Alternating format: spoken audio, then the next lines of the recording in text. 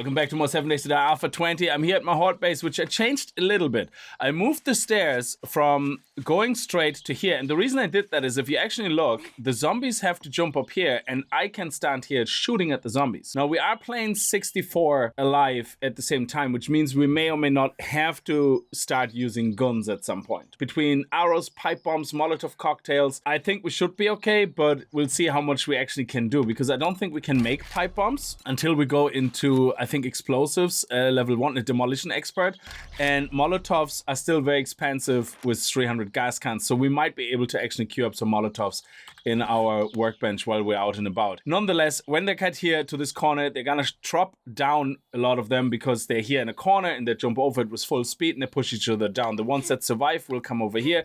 We keep doing pot shots. Hopefully my aim won't suck as much to not get enough headshots off, and then by the time they get here to the front, we're going to switch to the knife and go pow pow. There also was a few questions in regards to why I didn't spend any perk points into archery or deep cut.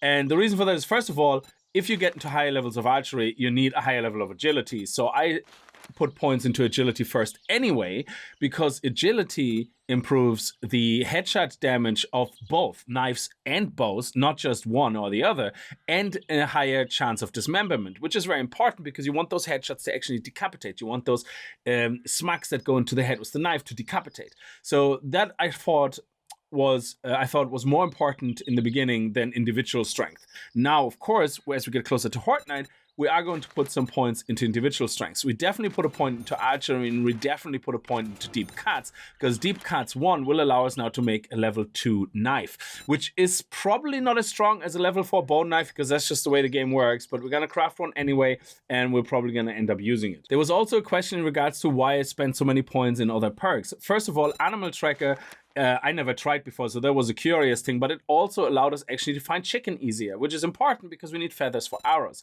Then salvage operation is something we had to do because we needed another wrench and we need to craft a wrench. So the wrench we found we needed to use to make a workbench. A workbench is something we're going to need.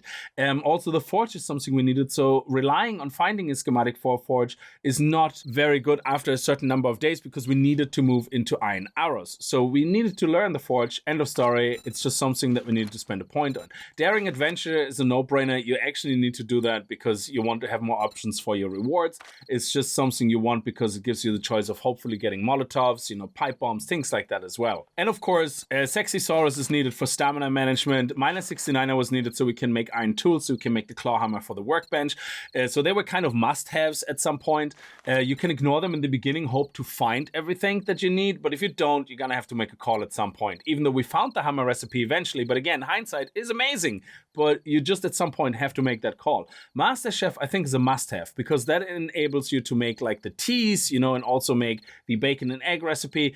They're all kind of important things you can't just ignore. You can play without them, absolutely, if that's what you like to do, but in general, I think they're nearly must-haves. And then we also had to spend a point enhancement because, again, I didn't try that one before, and you guys actually told me about that, and that allowed us to harvest 20% more from animals, which, again, together with Animal Tracker, allows us to really utilize those chicken and those feathers. And again, vultures as well. We're going to get more feathers from vultures when we come across them. Now, the last 2 points I want to spend is I want to get into pain tolerance because even though we are ranged, we are going to get hit. Simple as that. We are getting a hit every now and then, and because we want to be able to actually not get stoned and get that distance again, we do want to get a point in pain tolerance. And I put the other point into healing factory because we want to get that passive heal tickling in as we escape the mobs and get into safety. Oh, another question that came up is like, if you're playing RobinHood, why would you go on a mini bike or a bicycle? It doesn't make sense. Well, they don't have horses in the game, and we're gonna need progression. In this game, it's important that eventually you're gonna get something that you can move faster with. So transport is important, end of story. And yes, you can play, absolutely. You can play specific series where you're saying like, oh no, we're on foot only. We don't know how to drive anything. That's fine, absolutely. But that's a different type of play style. We are focusing purely in the context of we're trying to use only weapons, Robin Hood type weapons, like the knife and or sword, which would be the machete stand-in then. And the bow, which hopefully we do not need to start using long-ranged weapons. If we have to use weapons and guns because of the difficulty of Fortnite, sure, we're gonna do a poll what you guys think is the most appropriate for modern-day Robin Hood, I guess, yeah? But when it comes to transportation, we're just gonna pretend that the mini bike is a horse, end of story, because it's just something you're gonna need in a normal progression game. One mistake I did make, though, straight from the beginning, I should have planted trees right from the start, and that is something I usually do all the time.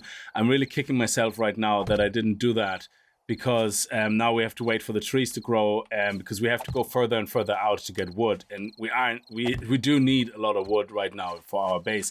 I could make wood blocks straight away, but I like to start with the plain shapes, because upgrading to wood to cobblestone gives us actually more experience. And another thing I didn't do right off the bat is dig out 1,000 clay. So we're gonna need to do that now, that we're gonna need to start digging a little bit for clay and gather some stone, which we also get from underground. So we're gonna get some clay, and we're gonna dig a hole and get some stone as well, so we can make some more cobblestone rocks on the workbench. We also want to start looking at traps. I was only able to make a couple of traps because of the lack of wood. That's why we need the trees. So we're going to hopefully be able to do a lot of collection during the night near our base, so we don't have to worry about hordes or anything, and hopefully get enough resources together that we can pimp out our base as much as possible before Horde Night starts. So we're gonna make a level 2 primitive bow now, and yes, we will put another point into the bow and the knife once we have them. So we can actually see now as well the improvement. So this one here is doing 32 damage. This one here, once it's loaded up with iron arrows, is doing 35.2 damage. So it's a huge increase. And yes, absolutely, it's very important to do more damage, but I felt it was more beneficial in the beginning when the fights are easier to just go agility, to apply like the benefit to both the bow and the knife. Well, you're not even safe in your own house anymore when a bear decides to attack. And I actually found that they do like to come to these two windows. So I put those T-shapes in, and they work really well for this. For some reason, he's not attacking anything, but that's great. Let's get another stabby stab in for some, come on. You can do it. There we go for some bleed damage. There we go, nice. See, we're taking on a bear melee. We are heroes. No, we're not. We're hiding in our base. Oh man, and just hoping not to get hit. The good thing is you can pick up all the arrows you're wasting. Oh, is he dead? No, not yet. But at least we get some testosterone. So if we get the recipe for the cigar, we're gonna be able to... Oh, nice. This is a lot of meat, baby. Oh, okay, fair enough. He's already inside the house. How are you doing, my friend? Holy smokes. We did get 2. That is brilliant. We're not gonna craft the knife just yet. I have all the resources with me to craft one. Because I want to see if I can put another point into deep cuts and then make the knife, because I think a level 3 knife would be better than the level 4 bone knife. The level 2 I think might be slightly weaker.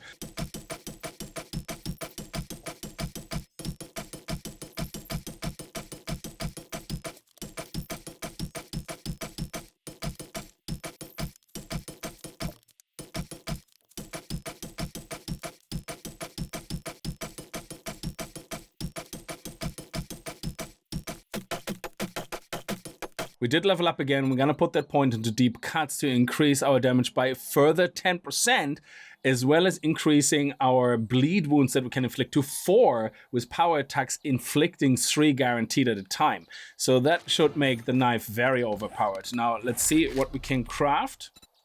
There we go. Let's craft the level 3 knife. Now, when it comes to this side, we should be safe leaving that open. However, every now and then zombies push on the ladder, and they push each other on the ladder, not because they want to go up the ladder. They kind of just attack the block down there, but if they start pushing each other on the ladder, once they're on the ladder, they will actually start climbing up, because they're already on the ladder, but they're not seeking the ladder out, if that makes sense. So we did another test actually on this. I posted another video, so go check it out. It's the 3rd video in the ladder zombie series now, I guess, yeah. And there we confirmed that if there is no block, zombies ignore the ladder. If there is a block, they come up. But again, if zombies happen to push each other on the ladder, they will always come up.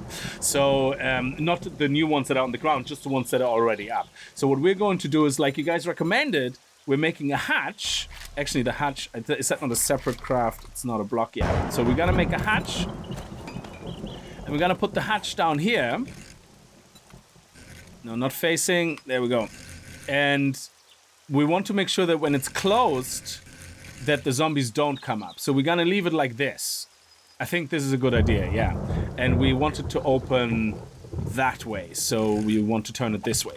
So this now means the zombies should not get in here unless they're crawling, of course, and they should come up the ladder if we close it. If we leave it open, they should ignore this side completely, because that's how currently the broken AI works. Well, I consider it broken. We're gonna get Steve come up here. We're gonna make it a normal zombie, and hello, Steve. Oh, he's on his way. So he should come up the ladder now, because the hatch should be seen as a closed block. Yes, he's coming up.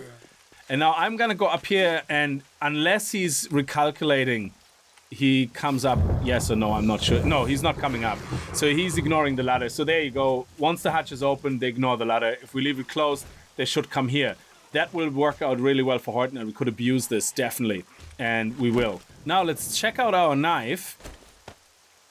Our bone knife is doing 6.6 damage, and our crafted hunting knife is doing 0.5 damage more.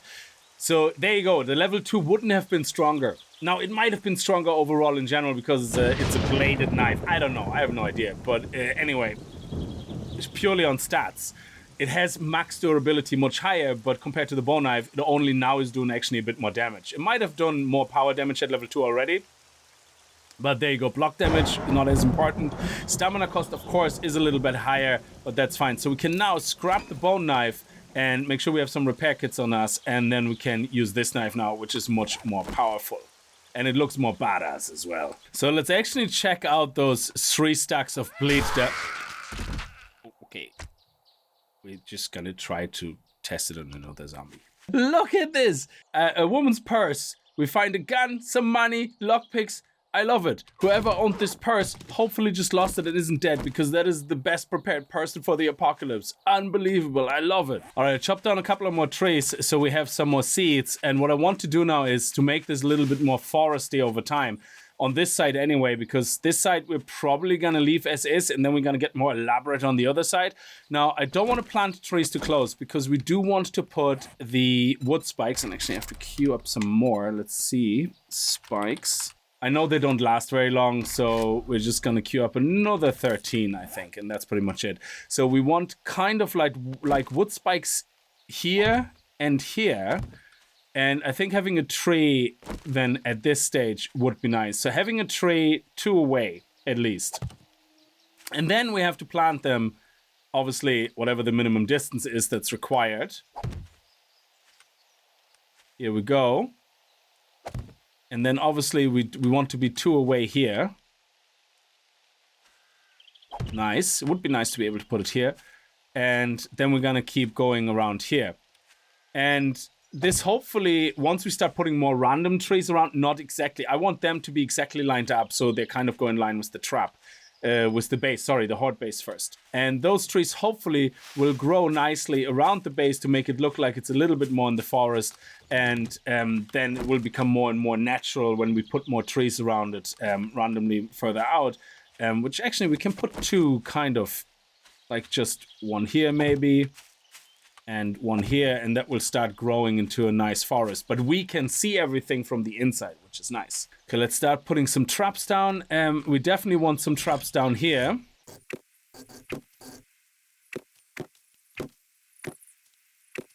And we definitely want traps here in the back, because I'm pretty sure they're gonna push each other down.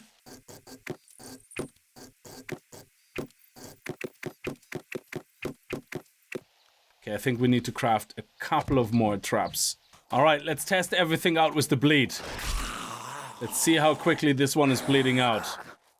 1 right click, which is 3 bleed effects guaranteed. So there we go. We can see the blood squirting. He's running now. He's still bleeding, I think. Yeah. So triple bleed effect. And I think each time it bleeds, it's only 1 health point. I'm not 100% sure. I think he stopped bleeding now. Okay, apply again 3 bleed effects.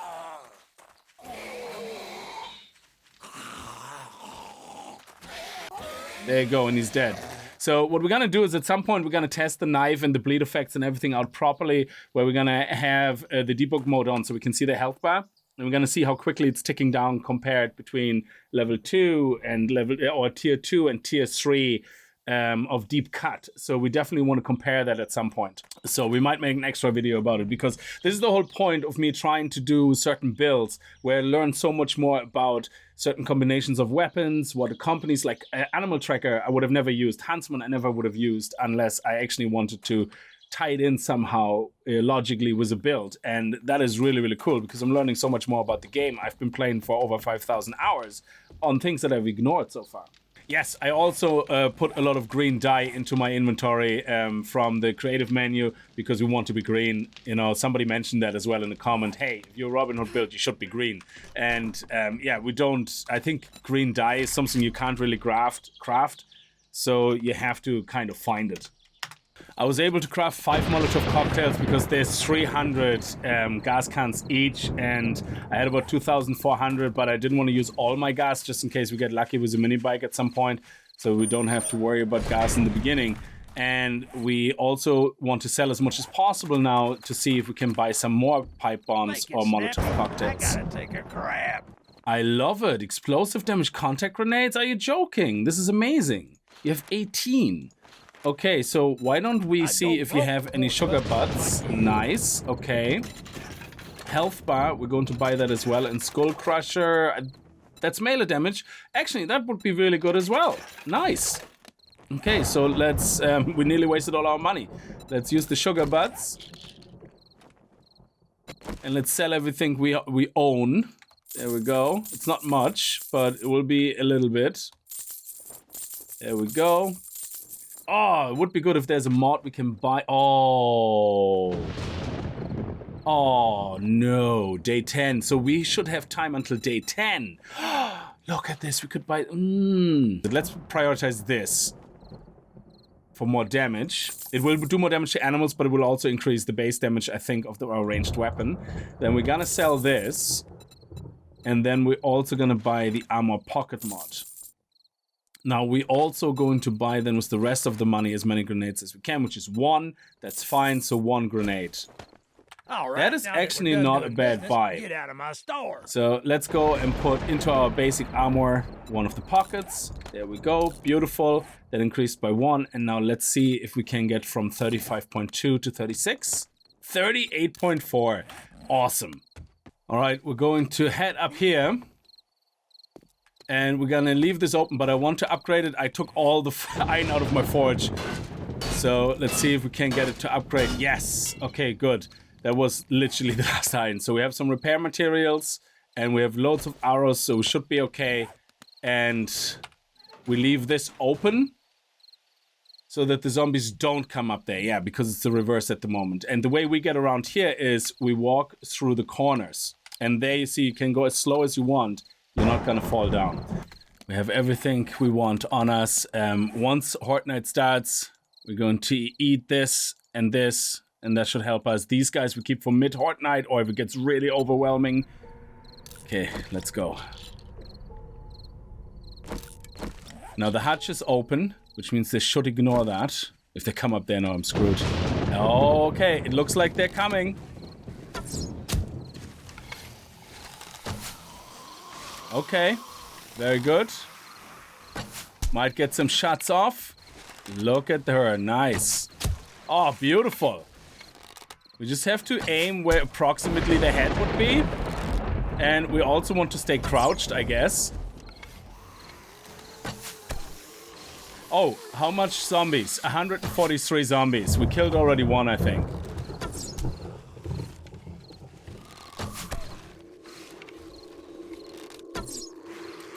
Okay, when they mid-jump, they're not easy to hit. Oh, very nice. Okay, they're already falling down.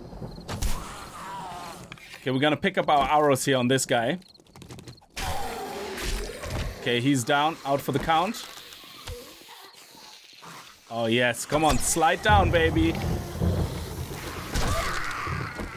Nice. Oh, beautiful. Okay, let's stay crouched. We have to remember to stay crouched. No, beautiful, right in the face. This is going really well.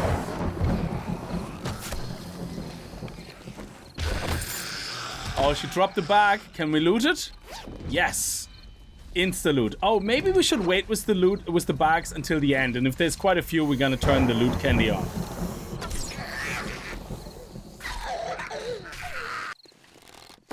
Oh, she randomly attacked the block. Did you see that?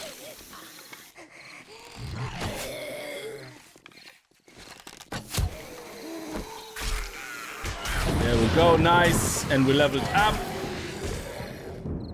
Okay, let's go. Oh, I don't think... Oh, I didn't put a block up on top. So, ooh, whoopsie. I didn't put a block up on top, so they can still climb on top of each other. That is not good. Yeah, they like to attack this block there for some reason. We're gonna have to check that out. I wonder if that is because of the trees that they're going bonkers like that. So this is going really well. Keep remembering to pick up those arrows. So let's throw a Molotov and see how that goes. Nice.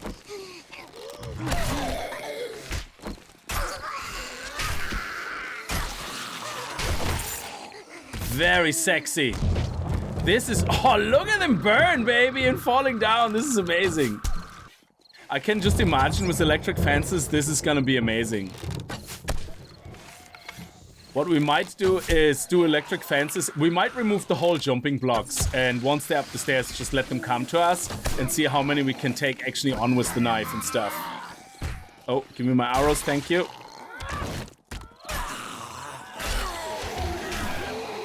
Okay, let's go. A couple of left clicks. It keeps interrupting them as well, which is nice.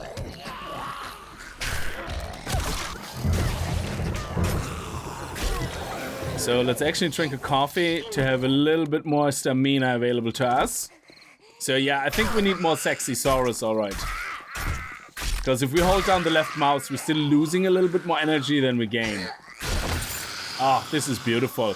The dismemberment chance that we get from the agility is just beautiful. Okay, this is something I haven't thought about, so we have to be careful about that. Okay, we leveled up twice. Do you know what we're gonna put the points in straight away? Once we have a bit of a break here.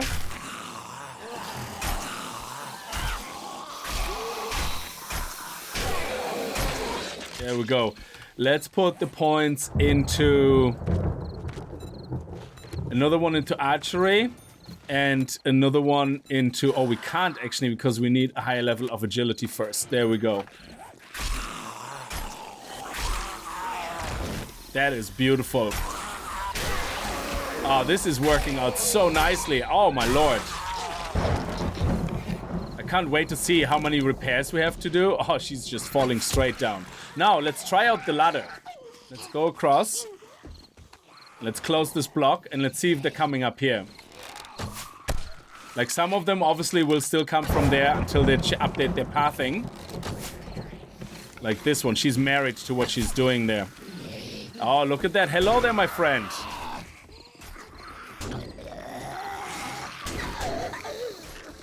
Okay.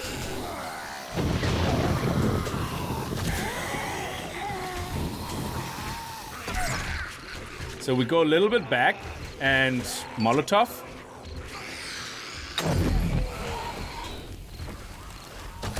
There we go. Look at that beauty. And do we do any repairs here? Okay. Actually, do you know what? I'm not gonna repair because one of the things I wanted to try is play Horde Night without repairing. So that's the whole point of this type of base as well, so that we can swap out directional.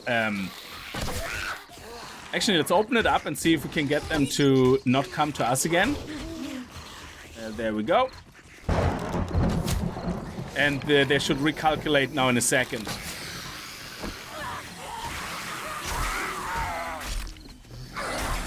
Oh, she fell down the hole. That's bad, because if she doesn't die, we have a problem. There we go. How is she doing down there? Oh, she's dead. Okay. So, yeah, that works perfectly. So, once we actually have a proper setup on both sides, we can ping-pong them so nicely. It's gonna be amazing.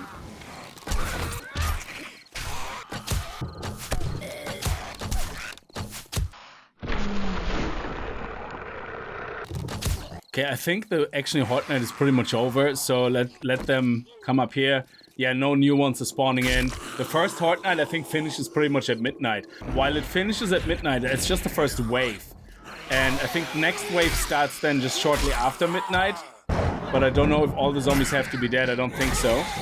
Okay, we have a lot of loot bags. And do we have any arrows we can pick up? Beautiful. Ow! That was not good. Let's actually go and get ourselves a bandage. Okay, we have a lot of loot bags and no more new zombies. So what happens is people were saying like, oh, you have Horde Night until 4 o'clock. Did you restart? Did you relog in? No. The first Horde Night, or maybe the first two, they stop pretty much at midnight, the wave. And then you just have to kill the rest of the zombies. The second wave starts, I think, at 1 o'clock. But I think for tonight, that's it. Okay, that was really good. I'm really happy how that went. So let's take the loot candy. And we didn't even need these guys here. And let's start looting. Oh, look at that. Beautiful. So what is our loot stage now, right now? Our loot stage is at 28. Well, it was 29 a second ago, so now it's 28. There we go. Look at that. Beautiful. And because I spawned myself a headlight in, what I'm going to do is, instead of using this, I'm going to scrap this. Oh, you must remove all attachments. Okay. So what I'm going to do is I'm going to actually throw this out. I'm not going to use it, and I'm going to scrap this helmet. So because I spawned a helmet light in the beginning for you guys. So let's see. Oh, look at that. Beautiful. Excellent. And I think that's all the loot bags, is it? No more? And we don't have a loot bag hiding in the center, I think. No. So let's check out repairs. So yeah, as I said earlier, what I don't want to do is I want to actually not repair during Horde Night, because I think it's more exciting when your defenses start breaking down, you know, things like that. And you'll see this here is just amazing. Like, we have very little damage here.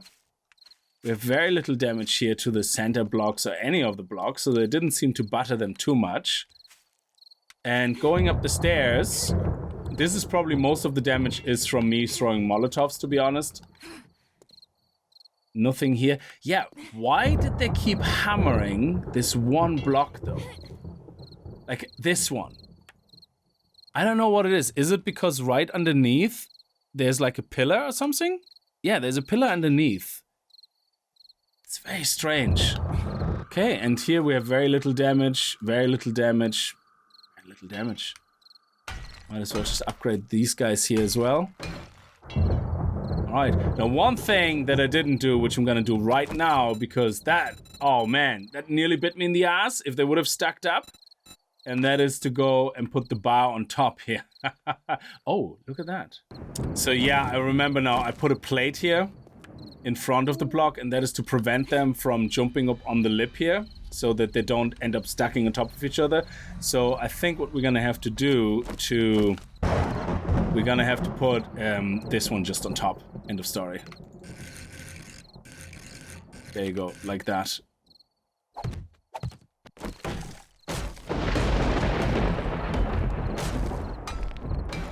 And that will make sure that the zombies are not going to stack on top of each other. Alright, it's 4 in the morning. We survived the Horde Night. I was really, really happy with the way that went. So this will stay the way it is. But what we're going to do now is for our next Horde Night, we're going to have a second section that we're going to work on now.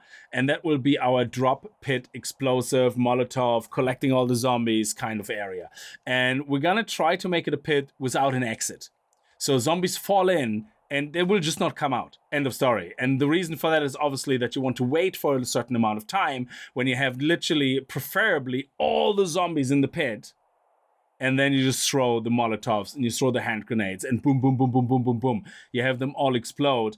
And then we're going to swap back over to one of the other sides. You know, we'll see how it goes, but we'll see how we're going to do that. Anyway, I'm going to leave this episode here. If you have any ideas for any of this, Let me know in the comments down below. And either way, I hope you enjoyed the episode. If you did, remember to kick that like button in the balls, and I hope I'll see you guys in the next video. And if you're new to the channel and you like what you see, hit that subscribe button. And I'll see you guys next time. Until then, as always, viel Spaß and happy gaming.